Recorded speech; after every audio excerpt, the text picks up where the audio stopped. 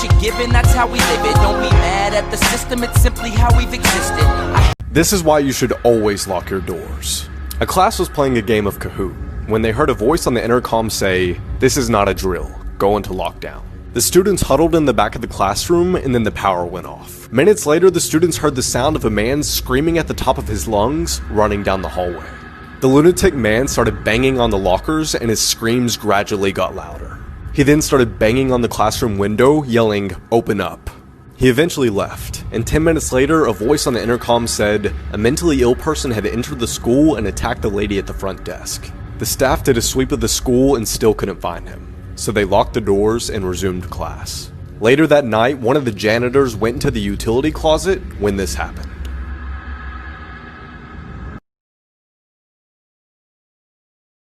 Okay, hi. So today I'm going to tell a story about this weekend. Oh god, this weekend. Well, at least Saturday. Sunday was good, but Saturday, oh god. So Saturday night I got invited to a party by my best friend Yesel. You guys probably know her on TikTok. So this party was in Brickell, right? Which is 45 minutes from my house. So it's about 11:30 at night, and I get driven to Brickell at 11:30 at night. Literally 5 minutes away from the hotel, I get a text from Yesel, that rhymed, telling me to not go.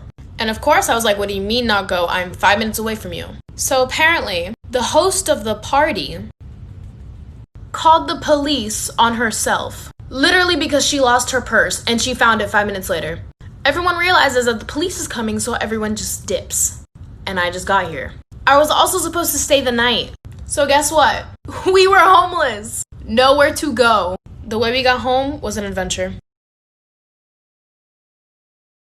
This is why you should always trust your parents. In 1990, a father and his 15-year-old son worked together at a gas station in Florida. One night, the boy was sitting outside on a break when he saw a crazy-looking woman walking towards the store. They were in a high-crime area and it was very late, so the boy turns around to look through the glass at his dad to see what he should do. His dad took one look at the woman and just shook his head, no, do not help her. The woman walks up to the boy and says, "Hey, my car's broken down, can you give me a ride?" Before the boy can answer, his dad bursts outside and says, "You need to leave here immediately." Angrily, the woman turns and leaves, cussing them both out the whole way. 1 year later, the boy's in his room at home when his dad calls from the other room and says, "You gotta come in here and look at the TV." On the screen was the same woman from the gas station. Better known as Eileen Warnos, she was a serial killer who used to pick up her male victims at gas stations in Florida. She was later put to death.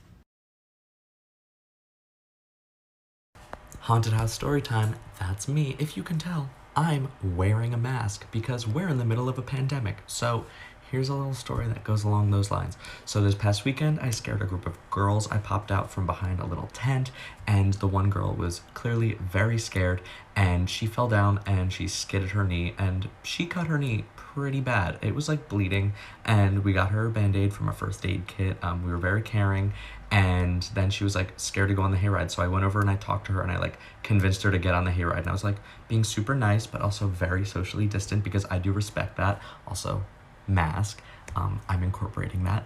And she gets on the hayride. Finally, she gets off of the hayride. She comes up to me without a mask on. I say, in character, "Can you please put your mask on?" She takes her mask down, gets to my face, and goes, like, close to my face, no mask. So I don't feel bad anymore. How's your knee?